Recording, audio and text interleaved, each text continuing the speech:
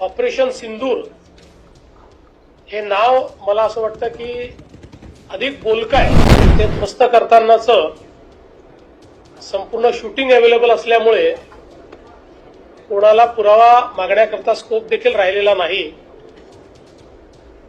आणि मला असं वाटतं की सर्व भारतीयांकरता अभिमानाचा असा हा दिवस आहे की आमच्यावर झालेला हल्ला हा भारत सहन करणार नाही. तर भारत त्याचा योग्य पद्धतीनं बदला घेईल तो आपण आज घेतलेला आहे. आणि विशेषतः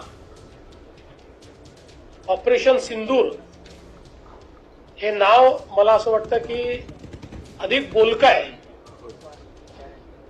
म्हणून पुन्हा एकदा आपण सगळे मिळून भारतीय सैन्य दलाचं आणि भारताच्या प्रधानमंत्र्यांचं या ठिकाणी अभिनंदन करतो.